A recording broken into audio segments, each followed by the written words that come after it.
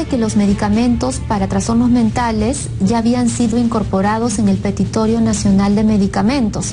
Lo que sucedía y sucede todavía en las regiones es que, estando los medicamentos disponibles, el personal médico no solicitaba el medicamento para el paciente. La falta del personal especializado es otro grave problema. Según el informe, hay menos de 200 psiquiatras en los establecimientos de salud del MINSA a nivel nacional, y más del 80% de estos ejerce su práctica solo en Lima y Callao, dejando olvidadas las regiones más pobres del país. Encontrábamos muchas regiones del país que además estaban entre las más pobres y que habían sufrido violencia política, que no tenían médicos psiquiatras y no tenían servicio de psiquiatría para la población. Si bien en el Perú tenemos muy pocos médicos psiquiatras, la idea no es necesariamente aumentar el número de psiquiatras en el país, sino aumentar las capacidades, fortalecer las capacidades de todo el personal de servicio con que ya se cuenta. En el grupo del sector salud, la mayoría de profesionales se quedan en Lima, justamente por la demanda de trabajo. Entonces no hay una posibilidad de trabajo en otros centros, en otras regiones. Entonces, ¿para qué me voy a ir al Amazonas? ¿Para qué me voy a ir a Huancavelica si allá no hay tampoco puestos de trabajo y encima no tengo la posibilidad de seguir capacitándome? Y la idea sería que se haga todo un proyecto y difundir y reforzar el hecho, sobre todo a través del SEDUM, a través de los internados, de que vayan a hacer obras, ¿no?, de ayuda a la comunidad, entonces a otras regiones. La existencia de centros de rehabilitación informales como Cristo es Amor son la consecuencia de la falta de oferta de servicios de salud mental de parte del Estado. Solo el 8% de establecimientos de salud del MINSA brinda hospitalización por problemas de salud mental, otro de los problemas al que se hace referencia en el informe. La oferta de servicios seguía siendo escasa, porque a diferencia del primer informe, si bien en el primero nosotros visitamos 6 establecimientos que brindaban servicio de atención en salud mental e internamiento por parte del Ministerio de Salud, en el segundo informe entramos a ver todos los establecimientos del órgano rector que brindaran esos servicios. Estas son solo algunas observaciones al estado de la atención de la salud mental en el país. No podemos dejar de mencionar la mala administración de los recursos en las regiones y la falta de cobertura en muchas áreas del país en las que ni siquiera existe un psicólogo. Problemas en el ámbito estatal de la salud. ¿Pero qué sucede con el área privada?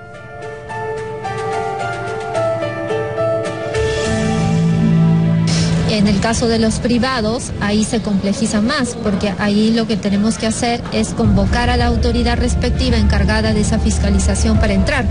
Y cuando eso lo hemos pedido en alguna oportunidad al MINSA, pues no les han permitido entrar. De los 450 centros de rehabilitación que existen en el país, más de la mitad son informales. Un pequeño grupo de estos establecimientos son parte de la Asociación de Comunidades Terapéuticas Peruanas. La Asociación de Comunidades Terapéuticas Peruanas agremia a 20 comunidades terapéuticas debidamente formalizadas. Esto quiere decir que tenemos la supervisión permanente del Ministerio de Salud, el Ministerio Público y la Municipalidad del Distrito. Trabajamos con un programa terapéutico, con estándares de calidad, con el respeto a los derechos de los residentes. Esta ha sido solo una pequeña muestra de un problema que nos agobia. 27 personas muertas de manera trágica han abierto la puerta. Empecemos a trabajar en su solución para que su sacrificio no haya sido en vano.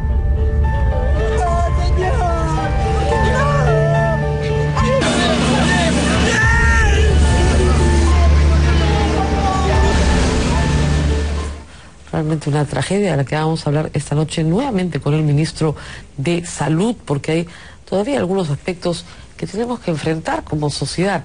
hay realidades que no queremos ver, pero esa es una que nos golpea todos los días en la cara y que es necesario enfrentar. Y mientras tanto, Daniel Llobet está en el Congreso de la República. No sé si ya lo tenemos ahí. Adelante, Daniel.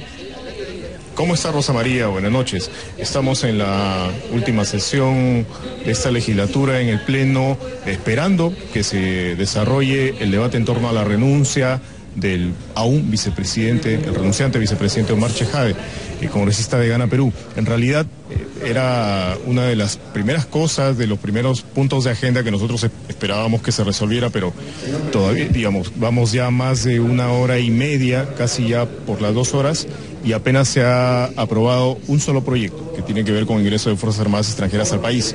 En este momento están discutiendo un tema de textos escolares sin un acuerdo definitivo y no sabemos si luego de este tema vendrá el asunto. Así es, el presidente del Congreso la está haciendo larga y nosotros vamos a estar acá montando guardia porque esta noche Tribuna Abierta tiene 2 ediciones en vivo. A las 8 de la noche, la que ustedes están viendo, y a las 10 de la noche, donde seguiremos conversando sobre la renuncia del vicepresidente. Pero también es interesante que nos cuentes qué ha pasado con Yehude Simón y su bancada. Después de aproximadamente 3 horas, Rosa María, desde las 4:30 aproximadamente hasta las 7:20 de la noche, Alianza por el Gran Cambio culminó su reunión, resolvieron allí que Yehude Simón, el congresista integrante de esa alianza, no era separado, no era retirado de la bancada, que continuaba. Obviamente con el reconocimiento previo de este congresista de que al votar a favor de Omar Chejade se equivocó, cometió un error. Justamente nosotros estuvimos en el momento exacto de la salida del congresista Yehude Simón de la oficina parlamentaria de Alianza por el Gran Cambio y esto fue lo que él señaló. ¿Toda la reunión, congresista? Todo el mundo habla aquí. Después de casi más de 2 horas, ¿cuál fue el resultado? A ver, no sé si me permite hablar primero. Bien, yo voy a hablar primero, a pesar de que le correspondería al vocero de Alianza. En principio nos mantenemos con la Alianza para el Gran Cambio, ¿de acuerdo? Nos mantenemos en la Alianza para el Gran Cambio, hemos discutido, hemos conversado y yo he reconocido, ¿no es cierto?, de que había un compromiso de mi partido con la bancada de la Alianza para el Gran Cambio de mostrar cuando hay disconformidad, decir por qué la disconformidad, pero votar con la bancada.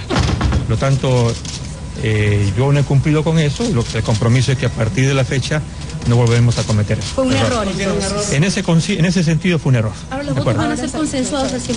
Así es, consensuado. Muchas gracias. No sé si... O sea, ha cometido un error en el sentido de no cumplir con su palabra, no en el sentido de su voto. Es decir, él se comprometió a votar de acuerdo al consenso de la bancada luego de explicar su posición y si esta no era finalmente recogida por todos, pues atenerse a lo que la bancada decidiera. Lo que él ha reconocido es que ha sido un error no cumplir con su palabra, pero no ha sido un error salvarle la vida al señor Chejade. ¿Es así? Él hasta ayer prácticamente se había ratificado en su voto.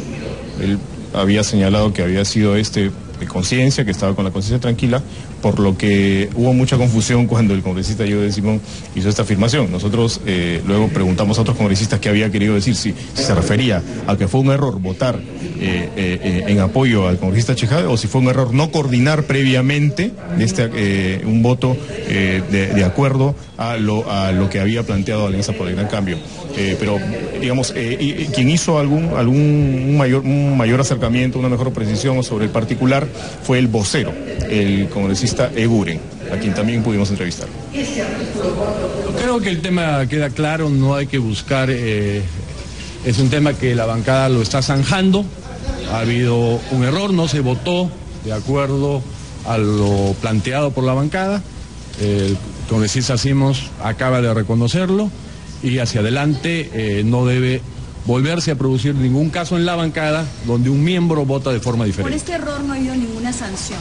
Ya estamos muy grandecitos para... Yo creo... Dentro de lo que corresponde dentro de la bancada podría haber una sanción. Yo creo que si no se cumplió con un compromiso. La conciencia de cada ciudadano, los políticos estamos sometidos al veredicto popular. y es la ciudadanía quien nos felicita a veces y nos critica en muchas otras. Muy bien, entonces el mensaje de Yehude Simón es mejor pedir perdón que pedir permiso, porque a lo que él se comprometió en la bancada, según tengo entendido, fue a abstenerse. Ya, por último, se abstenía, pero jamás les dijo que iba a votar en contra de la acusación que había presentado su colega de bancada, Marisol Perestello. ¿No? Así es, Rosa María. Así es, Rosa María. Por eso se notó en realidad mucha incomodidad en algunos congresistas, como por ejemplo Luis Galarreta, quien salió antes de la culminación de esta reunión sin declarar, digamos, con cara de pocos amigos, y la congresista Marisol Perestello también se retiró sin ofrecer declaraciones. En realidad, después lo que nosotros hemos podido conocer es que, digamos, extraoficialmente, el congresista Galarreta fue uno de los que insistió en la separación del congresista Yehude Simón de la bancada, pero como reglamentos internos, normas internas de esta bancada señalan que debe haber unanimidad para la separación de cualquier legislador de ese grupo, entonces esto no se consiguió. Es muy difícil, ¿no? La presunta molestia, digamos, la supuesta molestia que nosotros entendemos como tal del congresista Galarreta, ¿no? Entre otros. Claro, es muy difícil conseguir unanimidad en estos casos, ciertamente, y además la salida de Yehude Simón podía perjudicar a la bancada, quitándoles una comisión para la próxima legislatura, porque con un miembro menos ya no tendrían derecho a tener la presidencia de una comisión más. Entonces sí, habían pros y contras, pero lo cierto es que esto los ha dejado muy golpeados. No sé si tienes por el momento algo más que informar, Daniel, a la espera del debate sobre el levantamiento de la aceptación de la renuncia. No, vamos nomás, me dicen acá, así que vamos a hacer una pausa, vamos a rezar con Daniel en cualquier momento, y si no es en este espacio, será a las 10 de la noche en ATV+, con toda la información sobre la renuncia del señor vicepresidente Omar Chejade, asunto que se debate esta noche en el Congreso de la República. Nosotros lo llevaremos en vivo desde el lugar de los hechos. Y vamos a rezar con el ministro de Salud, con el señor Alberto Tejada. Volvemos.